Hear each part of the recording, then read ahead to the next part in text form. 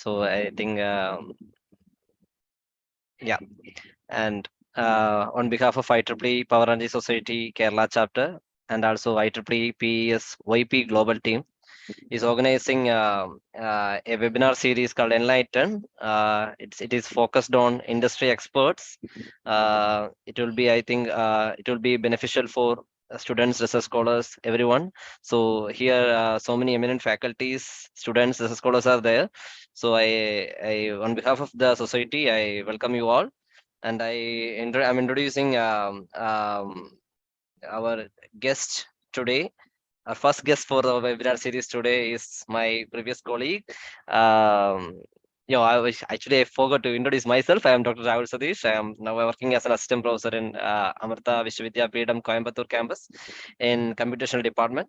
So now I'm introducing Surya, my previous colleague, and he's an industry expert for the past 6 to 7 years. He's in industry. He's working as senior engineer in Bosch Global Software Technologies in Bangalore, India. So he's works on power converters and battery algorithms, and he did his master's in power electronics and drives from Manipal Institute of Technology. And he's pretty much very interested in automotive domain, and his research areas include the mathematical modeling of DC-DC converters and development of battery management system, BMS algorithms and all. So he has authored various journals and attended various conferences and good collaborations are there. So he today he want to convey regarding the topic of this MATLAB solvers in solvers for power electronic simulation. So I once again I welcome you all, and welcome Surya for this session. And it will be a 1 hour session and a 10 to 15 minutes QA. So you can write your queries in the chat box. We will discuss it at the end of the session. Thank you all, and welcome to our arena. Thank you.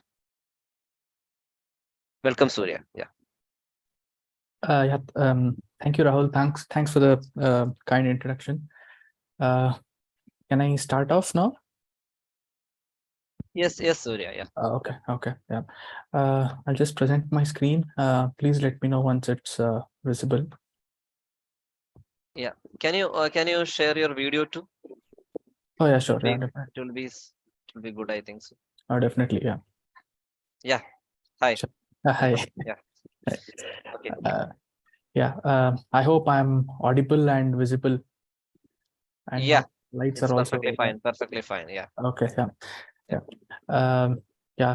First of all, thank you very much for joining this session.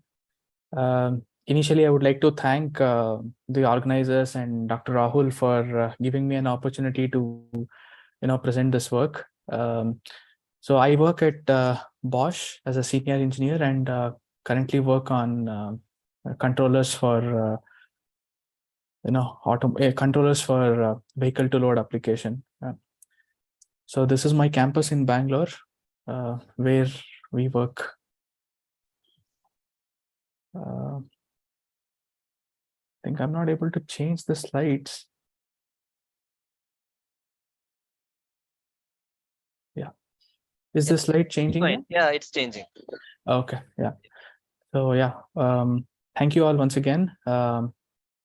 So this slide basically gives the typical contents of my presentation. Initially, I'll give you the introduction to the topic. Then some of the solvers that are there in Simulink and MATLAB that we use daily for our research purpose or for simulation purpose, basically. And then I'll tell you what is the importance of step size, that why is it important, what happens when you lessen it or when you increase it. Yeah, and then these solvers have to be finally applied to some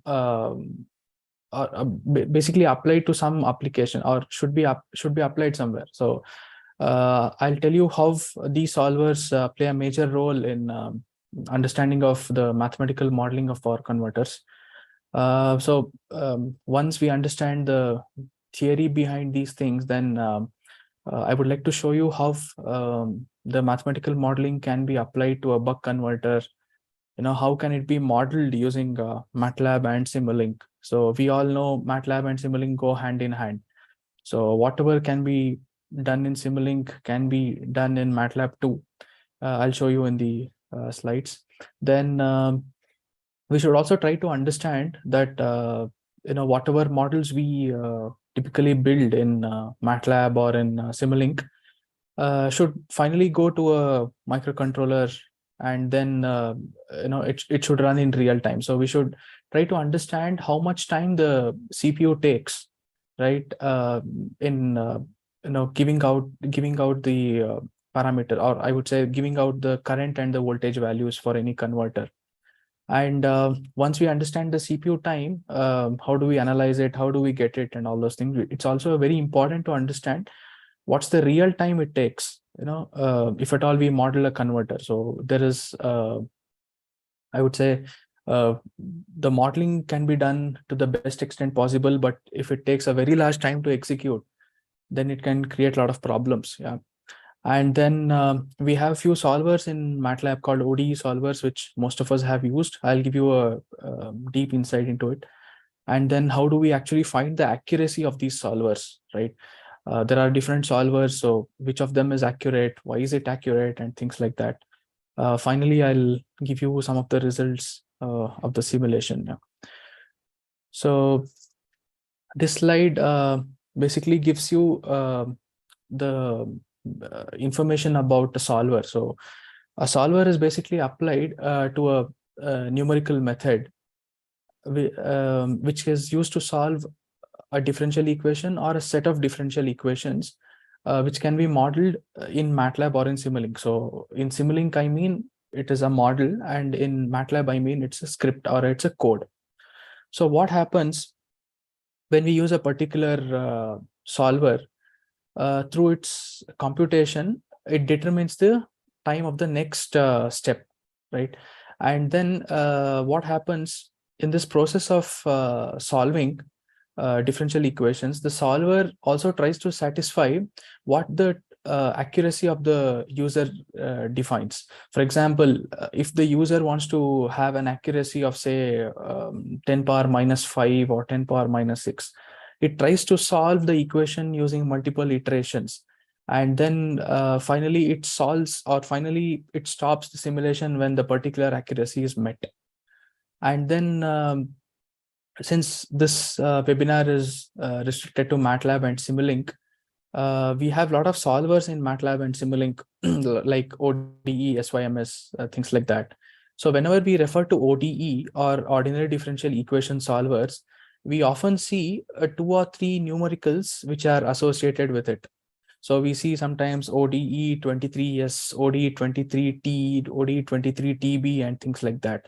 So yeah, basically what do they mean, and what is their significance? So these are the things that I would like to explain in this presentation. So S stands for stiffness, T stands for trapezoidal rule, that most of us would have heard of it because we would have solved our differential equations using a trapezoidal rule, like Simpson's 1/3 rule, and something like that. So TB basically means trapezoidal and backward interpolation technique.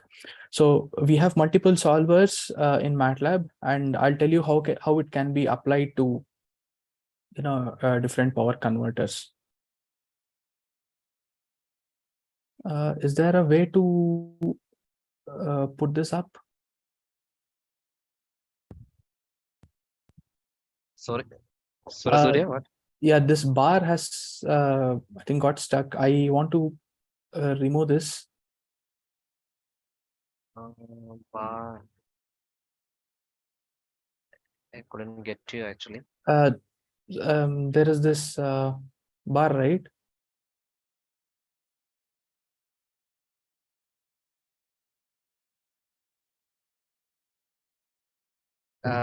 I may need to share your slide, or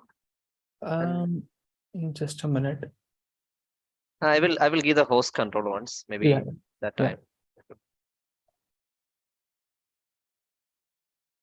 Host control I couldn't give.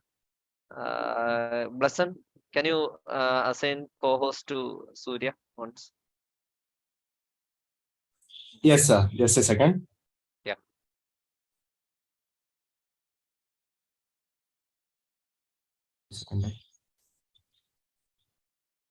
Yeah, I think it's better now. Yeah, it's better.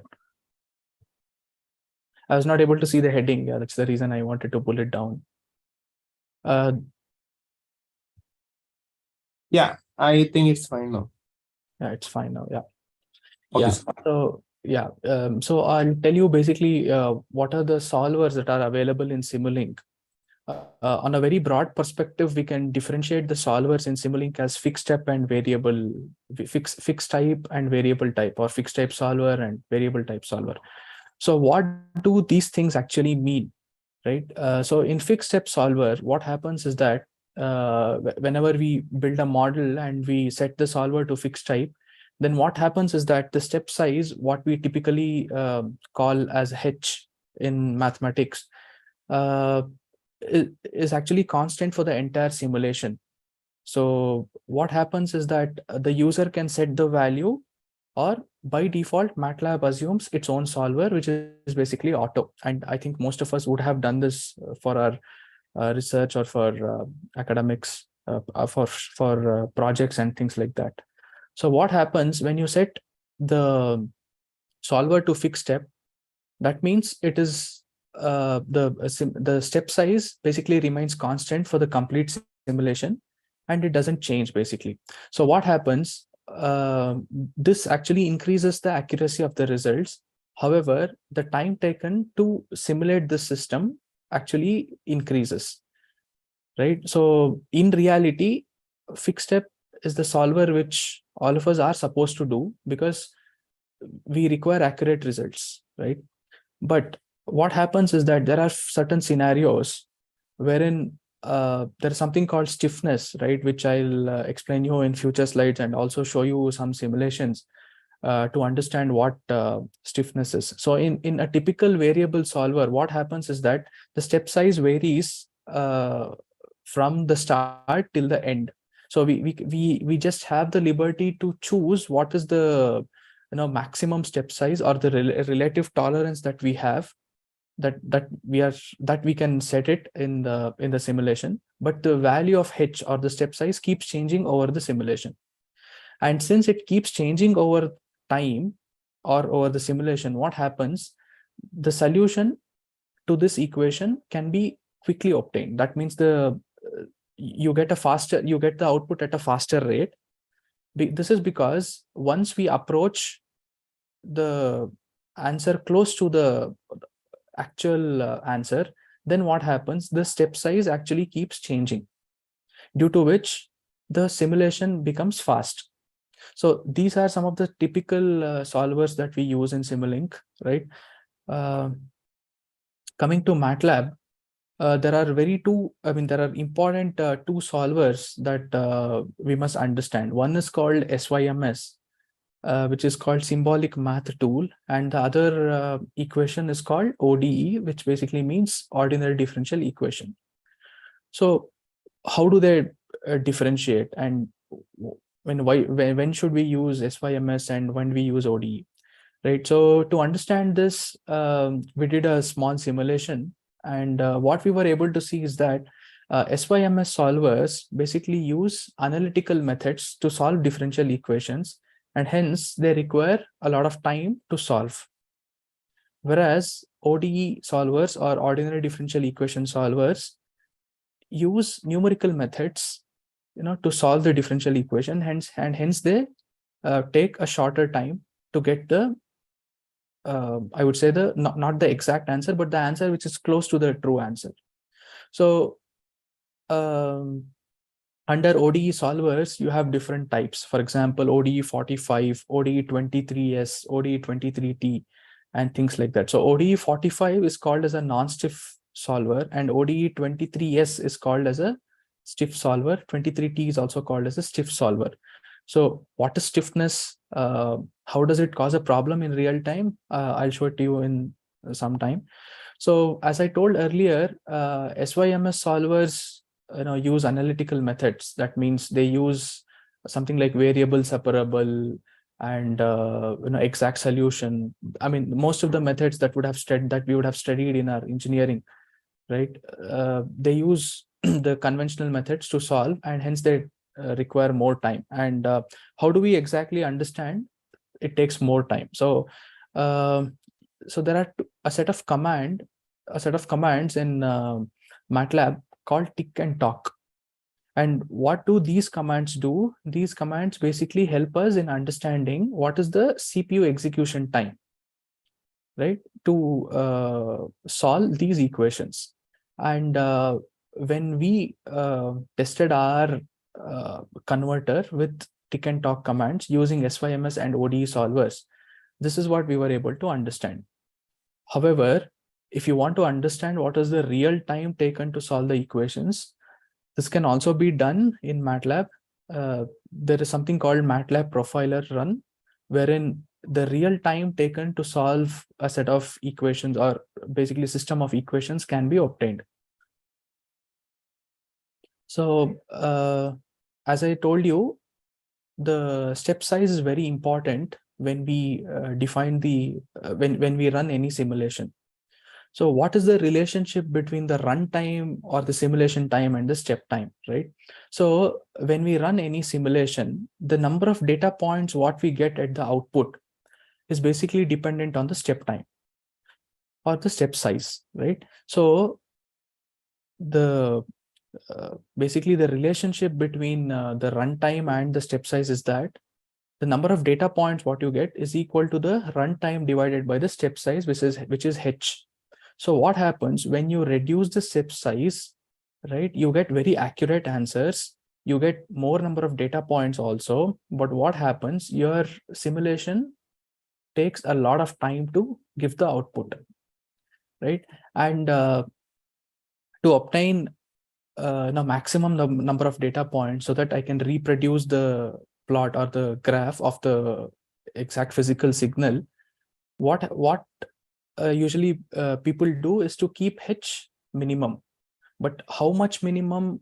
Is it 0, or is it 1 milli? Is it 1 milli? Is it 10 milli? That is quite relative. So what happens once we start decreasing h, right? The simulation keeps slowing down, right? So to understand this, what we did was that we simulated a simple buck converter, right? And we started reducing h, or basically changing h, the step size, and trying to understand, and we try to understand how slow or how quick the simulation changes when we change the step size, right? So upon doing a lot of simulation, what we understood is that the step size has to be 1 by 10 times fs, where fs is the switching frequency. This is because we need to have a fast simulation and also ensure that the transients in the inductor current and the output voltage, that is basically IL and V0, all are well captured in our waveforms. So that's the reason we kept the step size as 1 by 10 times fs, right? And by doing so, we were able to see what were the transients in the inductor current and the capacitor voltage, and this would basically help us in designing our passive components like inductor and capacitor. Yeah. So I hope to some extent we were able to understand the theory behind this. So we would like to apply the concept of solvers, whatever we have discussed so far, to a power converter, for example, a DC-DC converter. And to understand this, we must understand what is the mathematical model for a DC converter, or how do we obtain the mathematical model, what are its advantages, or why do we actually need, and how does it help us in terms of the software, and basically how does it help in the toolboxes and things like that. Yeah. So as the name suggests, mathematical model represents the dynamics of the actual system using mathematical equations. And with respect to a power converter, or with respect to a DC-DC converter, what mathematical model provides is basically the inductor current and the capacitor voltage. And this actually helps us in understanding the complete dynamics of the system. And we also understood that once we start modeling the power converters mathematically, there would be a sufficient decrease in the simulation time. The reason being, I'll tell you a little later. So what happens is that, let's say we want to simulate a simple buck converter, wherein we have a voltage supply, we have a MOSFET, we have a diode, we have a switch, and few passive components. So what happens when we simulate it? Let's say we want to capture the load current, right? That is V naught by R.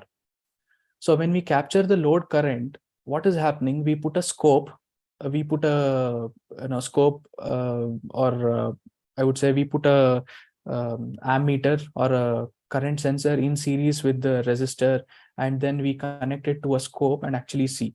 So internally, what is happening? It is trying to sense the voltage difference between these 2 points, between the points where we have connected, and trying to divide it by the resistance, and then giving us the current value.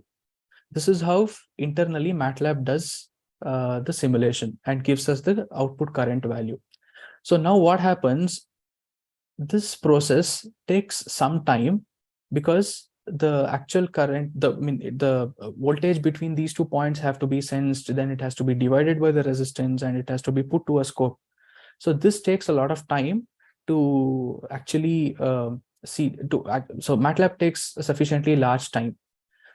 But when you use a mathematical model to simulate a simple buck converter, then what happens is that you would have already modeled the output current, right? And that is basically V naught by R. So you are basically helping MATLAB in achieving one of its functions. So what happens? You would get the output current at a faster simulation time, or you would get it at a faster rate compared to the actual switched model, or the drag and drop model, what you basically call, yeah. So these are some of the design benefits of our mathematical modeling for a power converter.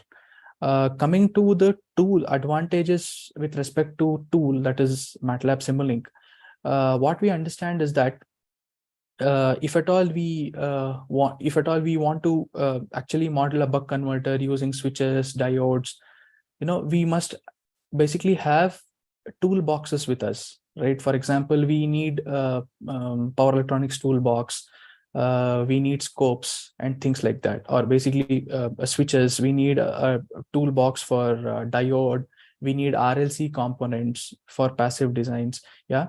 So this actually increases the cost, because you are basically importing a toolbox to your existing library. But if you mathematically model any DC-DC converter, then what you would use is basically plus minus basically a mux and a few scopes and gain blocks, and these are available as part of your commonly used blocks in MATLAB or in Simulink. So this basically reduces the dependence on the other toolboxes, right? And as I said, your mathematical model can provide you very quick results compared to the drag and drop model in Simulink. So I would like to apply the concept of solvers, whatever has been discussed till now, to a simple buck converter. So as you see in my screen, I have a simple buck converter operating in continuous conduction mode. And then VG is the input voltage, V naught is the output voltage, IL is the inductor current, and I naught is my output current, right? So I have designed this simple buck converter for 50 to 20 volts. That means it takes 50 volts and provides 20 volts output with output current of 2 amps, sorry, 1 amp. And then I have designed my LNC based on the current and the voltage ripples. So since a buck converter has a DC transfer function as V naught by VG, I can easily calculate what is the duty cycle, and the duty cycle happens to be 40% or 0.4. So what basically happens in a buck converter, most of us know. So the equations 1 and 2, whatever I have shown, basically represent the mathematical model for a simple buck converter, right? So how do I get it? It is quite simple. So I have two states of the switch. Switch, I mean S1. So when S1 is closed, I write the equation for inductor, basically the equation for IL, and also write the equation for the capacitor voltage or the output voltage. And then when the switch is opened, I also have one equation for IL and one equation for the output voltage. So I need to combine them in such a way that it can account for the switch on and switch on and switch off case. So I have a parameter called S here, right, which basically represents the switching cycle, or the basically represents the switching function, right? So since it's a mathematical model, it is represented as S. If the value of S is replaced, or if S is replaced by D, that is the duty cycle, it basically becomes a averaged model. That means I would not have any transients, because my di by dt and dv by dt becomes 0, right? So I'll just tell you how with these two equations, a lot of information can be gathered. Yeah. So as I said, mathematical model can be obtained for any converter using the governing equations, which are the volt second and the amp second balance equations. So for the buck converter, which is shown in the previous slide, using the equations 1 and 2, the mathematical model can be built in Simulink like the way it is shown here, right? I basically use a MUX and a FCN block for inputting all the values, and I have a gain basically which represents 1 over inductance and 1 over capacitance, and 1 by S basically means I'm integrating it over time, and then I get the output. Yeah. So this is how we develop a mathematical model in Simulink and obtain the current and the voltage waveforms. Yeah. So when you run this simulation, this is how your voltage, basically the output voltage and the inductor current looks like. So this is what we are able to see, right? And then what is done here is that we can also obtain the mathematical model using code, right? And when you obtain the code, when you write the code, right, you get something similar. So that means whatever the equations have been modeled in Simulink, the same response you get when you do it in Simulink or in MATLAB as well. So as I said, MATLAB and Simulink go hand in hand. Whatever can be done in Simulink can be done in the code also, that is in MATLAB also. So as I told you, since these converters are modeled, we must also try to understand how much time the CPU takes, or the central processing unit takes, to solve these set of equations, right? The set of equations, I mean 1 and 2, which was shown in the earlier slide. So what happens, we try to model these equations using two different solvers. One is using SYMS and the other one is using ODE. As I said, SYMS is symbolic math tool, and then ODE is ordinary differential equation. So we try to model it, code it using two different versions of the software. One was using 2018A and the other one was using 2021B. Right. So we found few exciting results, as you can see here. What we did was we ran the code 11 times because, of course, we use tick and talk, right, for finding the CPU execution time. And we run it 11 times because each and every time we ran tick and talk, we were able to see a difference in the CPU execution time, right? That is basically because there are few functions, or there are few operations that are running in the CPU which the user has no control upon. For example, there might be an interrupt which might be running in the background and a user cannot stop it. So what happens is, if each and every time I run tick and talk, there is some change in the CPU execution time. So that's the reason we ran it for 11 times and took an average of it, and then we were able to analyze how much time the CPU actually took to solve these equations. Yeah. So we also try to do this with 2 different versions of the software. And the exciting thing what was seen here is that the first iteration took the maximum time, right? So you can see the first point in these 4 plots, right? So the first point is huge compared to the other points, right? So when we try to analyze why is this happening, we understood that when we basically open MATLAB, write the code, and then run it, what would have happened is that the variables wouldn't have got initialized. So MATLAB takes certain amount of time to initialize the variables, and then the process becomes smooth. So that's the reason you see in the first iteration, the highest time is taken to solve the equations, and over a period of time, it closely, it settles down over a period of time. Yeah. So this is one important conclusion. And the other conclusion what was drawn from here is that, as I told you earlier, SYMS takes a very large time to solve, whereas the ODE takes a shorter time to solve. And this is quite evident from this plot. So what you see in the blue here is SYMS, and what you see here in probably purple is the ODE solution.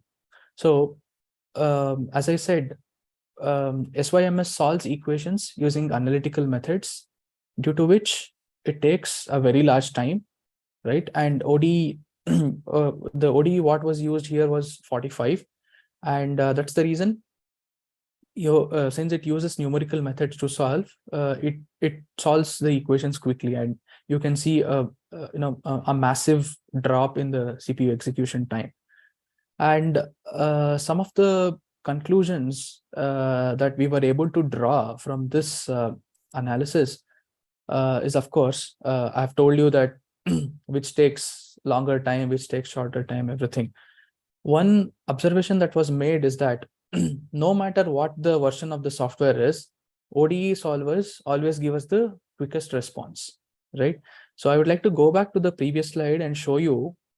So you can see here the red one and the purple one, they almost overlap on each other.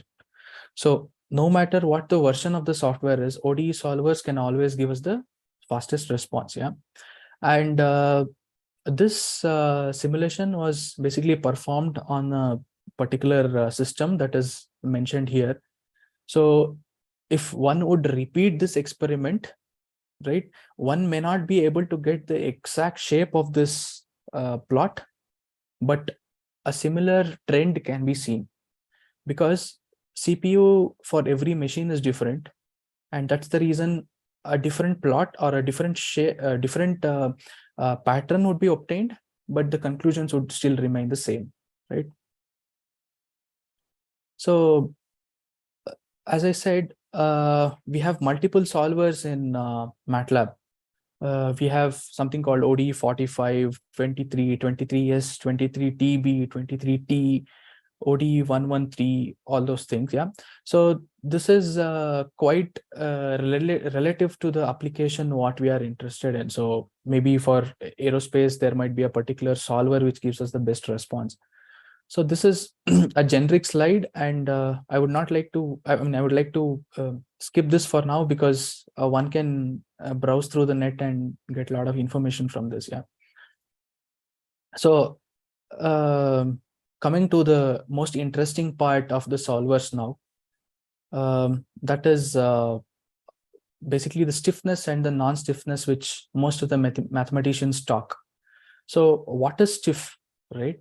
So what happens whenever we deal with governing equations, or I would say differential equations, these equations give us some response based on the step size what we choose, right? So as I said, here goes the definition. A problem is said to be stiff, right? What happens only if the solution that you get is actually varying slowly, but the actual solution for the equation, are varying quite quickly. So what happens, the numerical method we have chosen to solve these solvers actually takes larger steps to solve to get the accuracy limits as what the user defines. So what happens? The resultant of this is that the simulation becomes very slow, and this can give us a lot of problems in real time, right? So though this is I would say a theoretical concept, I would like to show you the practical implementation of this because it would be even more effective is what I feel. So to understand this, I would like to show you a simulation of a differential equation as I shown here, which is y squared minus y cube with some initial condition, right? And I'll show you the solution. How does it vary when I use a 45 solver and a 23 solver? Yeah, let's observe the change. So I'll quickly change the screen. Let me know if my MATLAB screen is visible to you.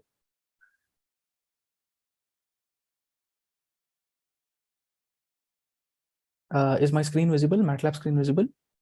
Yes, yes, yes. Yeah, okay, Yes, good. it is. Yeah, okay. So as I said, let's take a differential equation, which is y squared minus y cube, right? We have the initial condition, and then when I also define a relative tolerance, that means I would like to stop the simulation whenever the difference between the last iteration and the current iteration is 1e minus 5, right?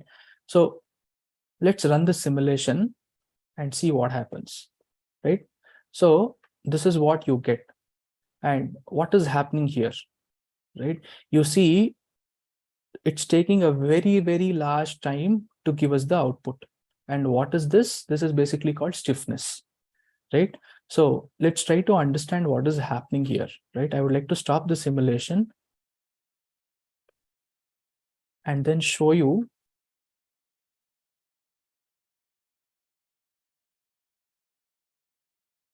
So what you see here is there are points which are very, very densely packed. So what happens? The step size, we also, so what happens? The simulation is becoming very, very slow because we want to have the accuracy of 1e minus 5, right? But this is not happening because the points are so close to each other, right? And this is the reason why there is stiffness being caused in the equations, and that's the reason you have a very, very slow varying signal, and you have a very I would say simulation being very slow. That's the resultant of this. So let's try to see if we can somehow avoid this slowness in simulation by using a 23s solver. So ODE 45 is what I had used earlier, and I would like to use a ODE 23s solver because 23s basically means it's a stiffness solver. That means it can take care of the stiffness using the second and the third order, right? So let's see with 23s what is the change. So it's so quick now.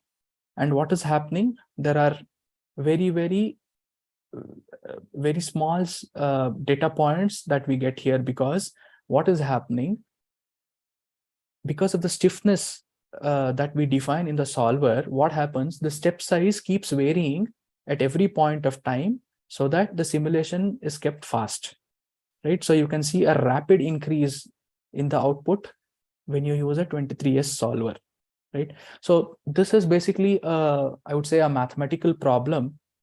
So I would like to, being an electrical engineer, I would like to apply this to a power converter and then show you basically how does this stiffness cause a problem, right? So to understand this, what I have done is basically designed a flyback converter.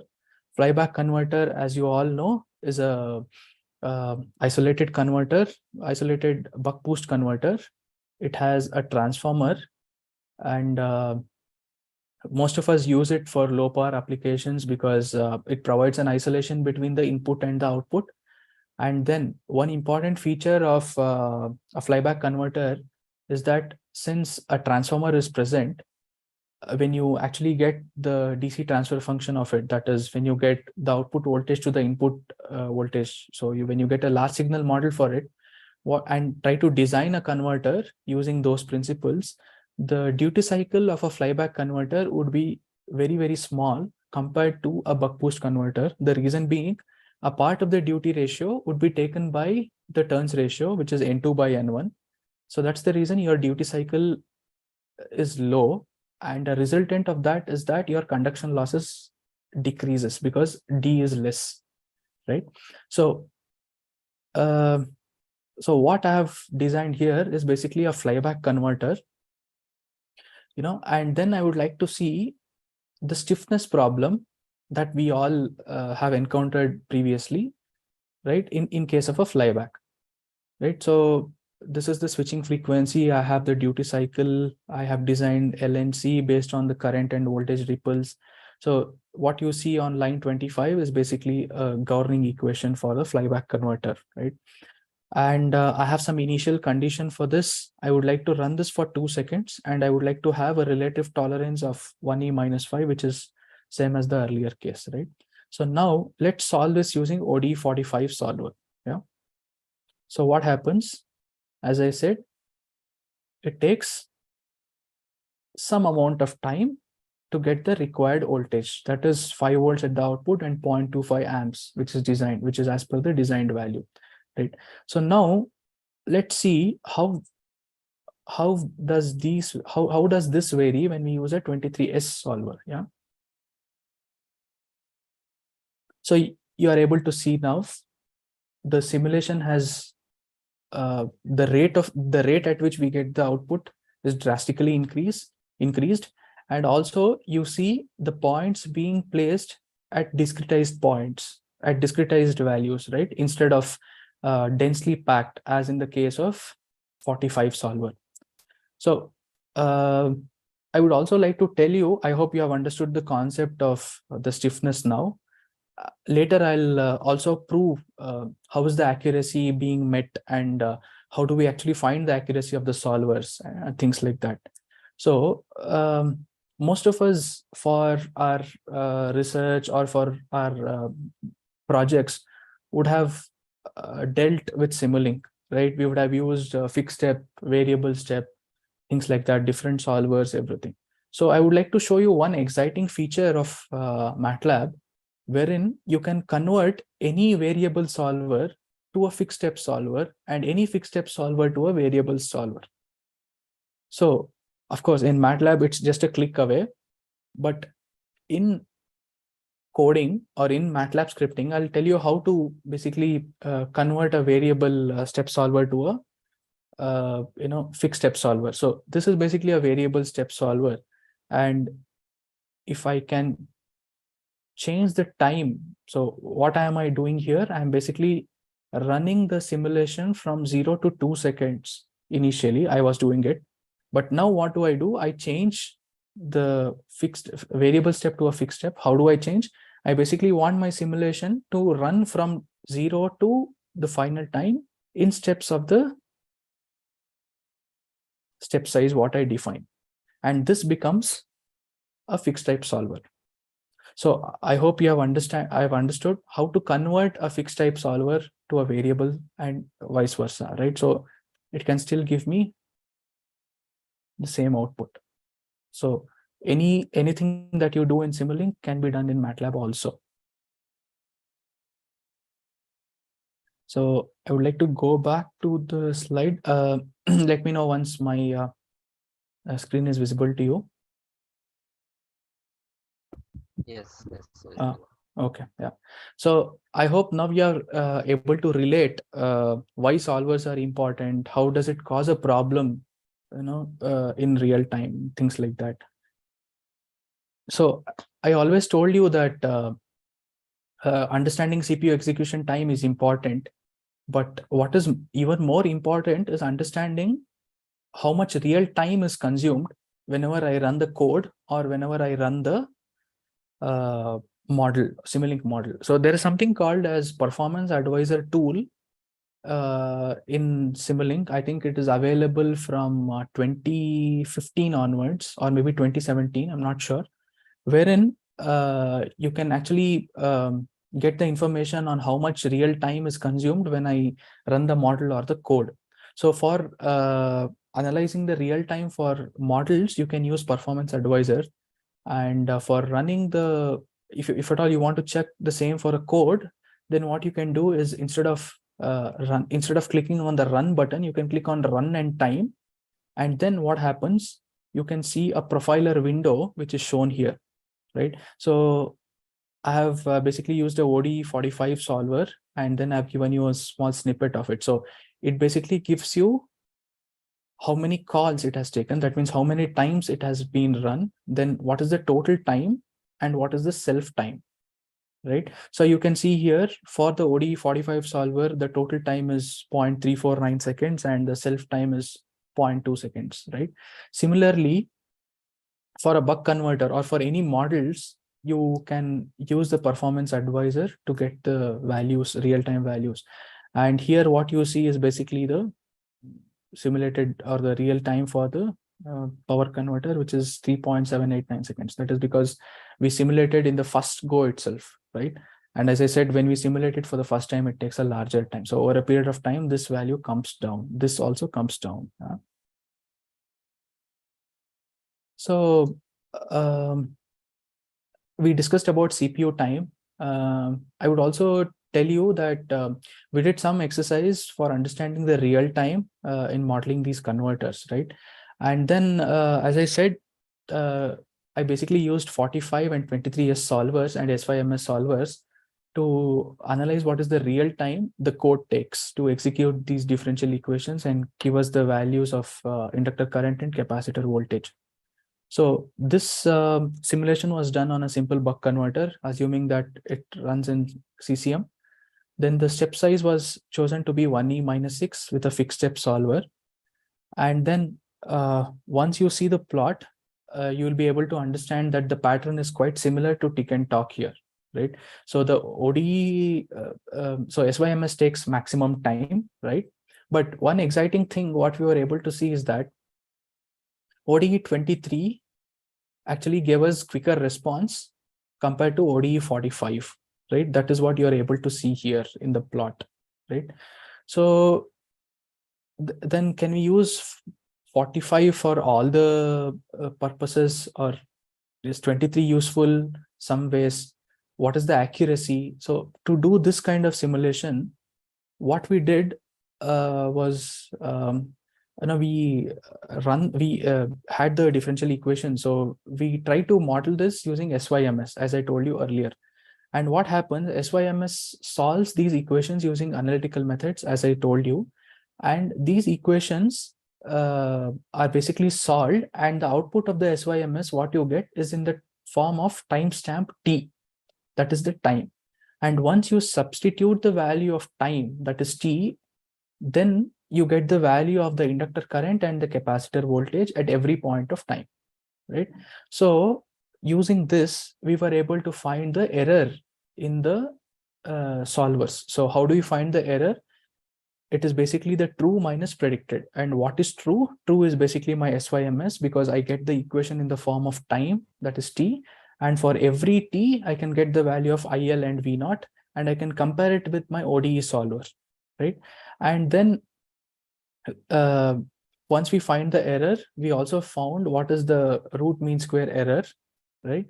I've given the formula for that. So we were able to find the root mean square error of each solver, that is 45 and 23. And we came up with some interesting results. So this slide basically shows you what is the exact equation for a power converter. Excuse me. Surya, Jaydeep once asked the conversion of fixed step solver to variable step solver. Can you brief me once again? Yeah, sure. Shall I complete this and then go back again? Yeah. Yeah. Okay. Yeah, sure. Yeah.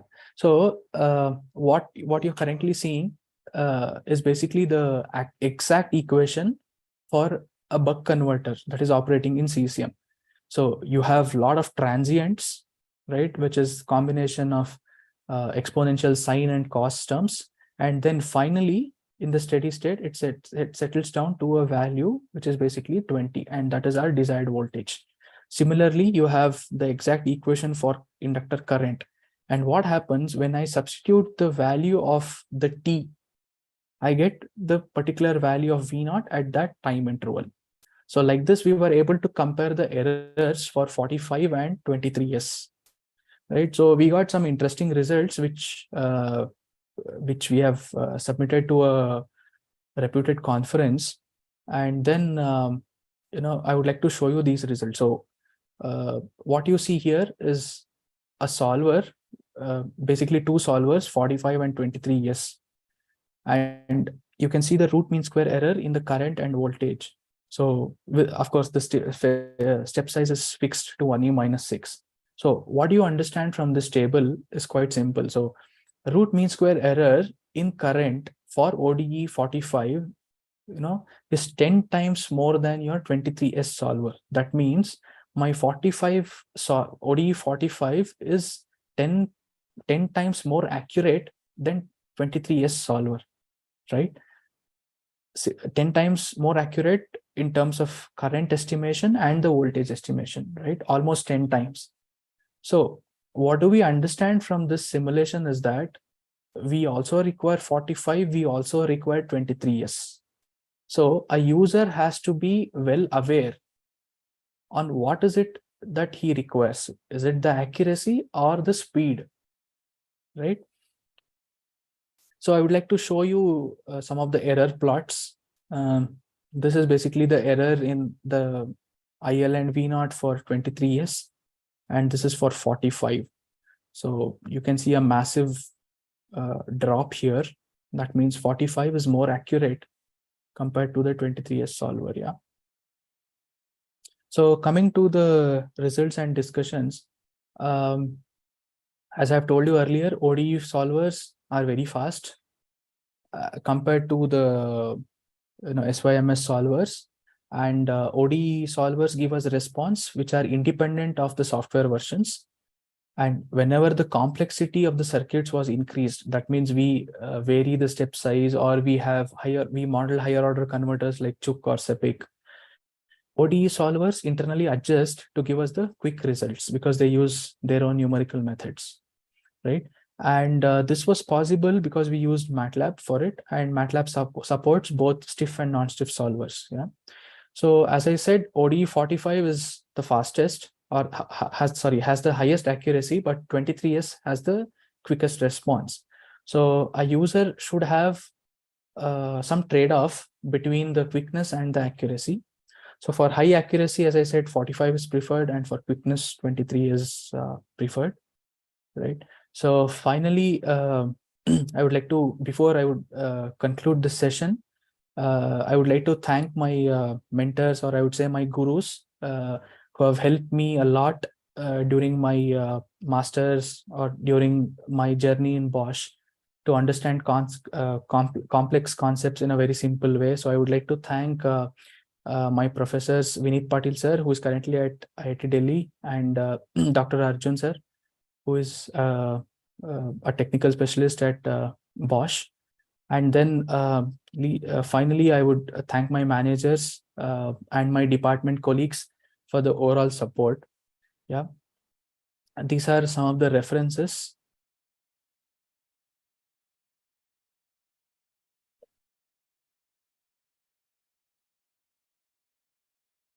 Yeah. So thank you very much for your patient hearing. I would like to come back to the question which was asked, right? How do I convert the fixed step to a variable step, right, Rahul?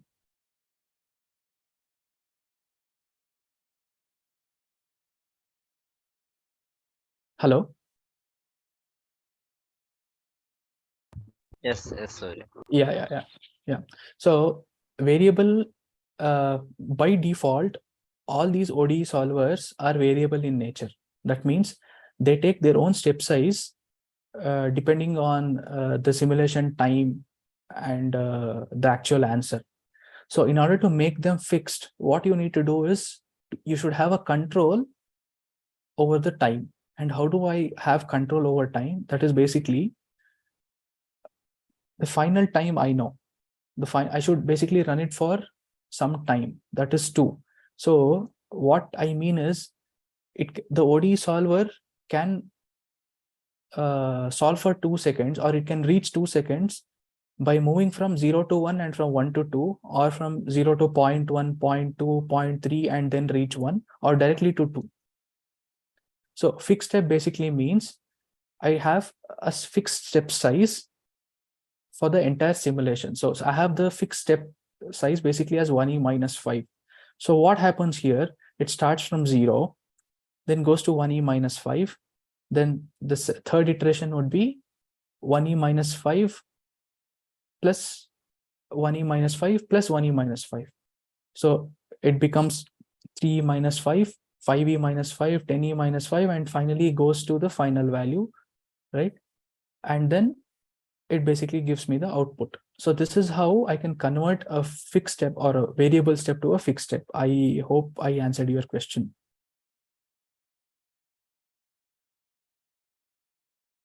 Yes, yes. Yeah, thank you. Yeah, finally we can move on to QA session Yeah, I'm open for for questions. 10 minutes. Yeah. Yeah, you can unmute and ask, otherwise write it in a chat box.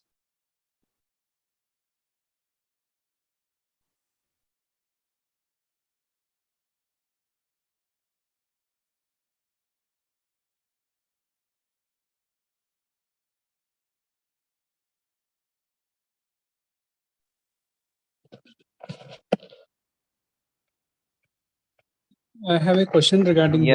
Yeah, yes, Mohammed. Yeah. Yeah. Yeah, Mohammed Salah, right? You can introduce and ask the question. Yeah, sure. Okay, thank you. Thank you for the interesting presentation and in-depth knowledge about the difference of solvers in MATLAB and MATLAB Simulink. My question is about in case of the example that already presented, it's a little bit simple and easy and not included much equations. If we load a big system inside, for example, Simulink, so what is the recommended solver in your opinion? For example, as a ODE, I know that there is a difference in the error. So in this case, we have to compare about the time, because we are thinking about optimization. So optimizations needs the time to be a little bit decreased. So what is your opinion in this case? If we would like to simulate a big system and link with optimization, so what is the suitable solver for this case? Okay. So thanks for the question. So I would say in most of the scenarios, ODE 45 gives us the best response in most of the scenarios. Oh, ODE 45. Yeah, ODE 45 would basically give us would basically solve most of the problems in reality. Okay. Thank you for thank you. Yeah.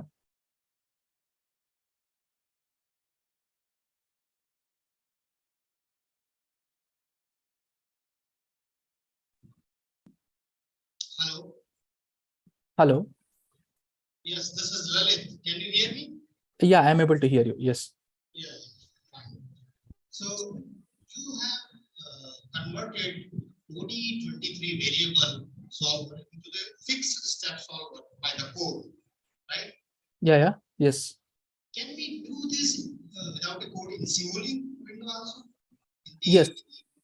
Yes, you can do it, but so the exciting thing is the solvers that are there in MATLAB, right, are actually not the solvers or just going by the names, right? So the solvers which are available in MATLAB, the names basically do not match with that of Simulink. So what you should basically do is basically have a common solver. So I would say if you can use 23S in MATLAB, I think you also have a 23S solver in Simulink. So it does work. Yes. Yes, no, no. The window is open in my laptop right now. What I'm seeing here is variable step in the fixed step solver. There's no option of OD23S. In the variable step solver, it is showing 23S. So, but my question is, if I put this 23S option, so will it will be a variable step, right? So yeah, how can I make it a fixed step? So this is one of the limitations of Simulink. So what you can do, yeah. So if you have a coding approach, you will have flexibility to convert any exactly. Yeah, but in Simulink, you don't have this option of making the same solver as a fixed step or a variable type. Yeah, yeah, exactly. Yeah, yeah, yeah. Yeah. Thank you. Yeah, thank you. Yeah.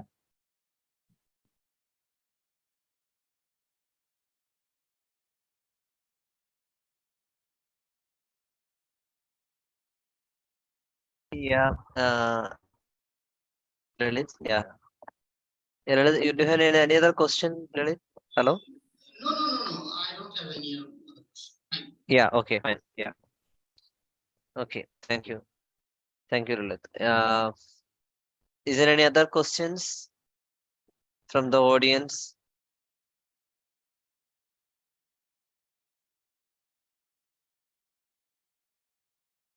You can unmute and ask.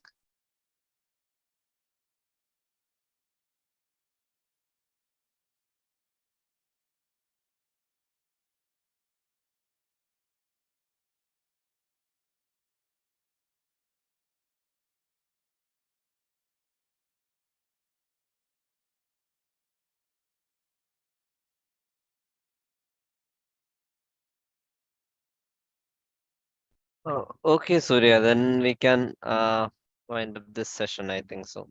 Oh, yeah. Yeah. Sure. Yeah. Yeah, on behalf of IEEE PS Kerala chapter and IEEE PS OEP team, yeah, I would like to thank you and for your thanks for support and sharing your knowledge in the domain. And thank Sir, you, I thank you, think, thanks a lot. Yeah, yeah, yeah, Blossom, please. sir, I think a question just came up in the chat Sure. section. Yeah. Yeah, Wait. Yeah, Gyang Pam is asking, PS, please, what of large scale ODE system is ODE 45 still is the best? Yes, for most of the systems, ODE 45 works. Mhm. I see a couple of questions more, sir. If I use simulation time of for 1 microsecond, will it not be possible to work on real time?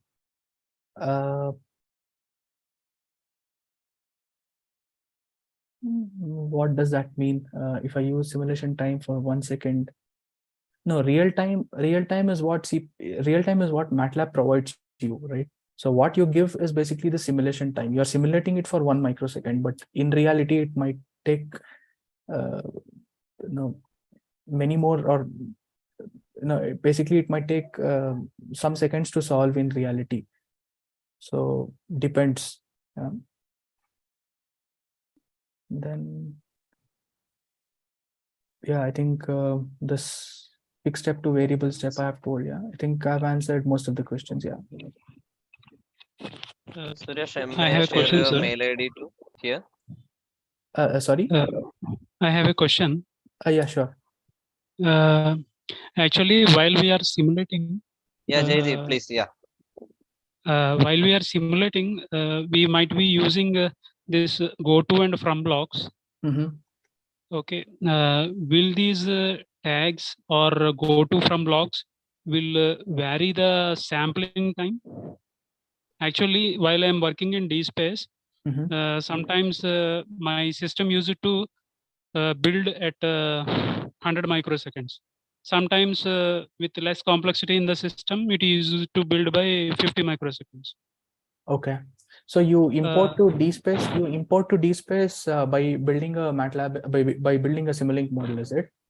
Yes, by building a Simulink model, no, yes, I will import it to the D space. Okay, and this works. Just, yeah, and this works only when you have a fixed step solver, I believe. yes, it is only for a fixed step solver. Okay, okay, yeah. Now So, I just mean to ask whether these tags, that means go to tag, from tag, all these tags, will they increase the sampling time, or is it okay to use them in the complex systems for simplicity of understanding?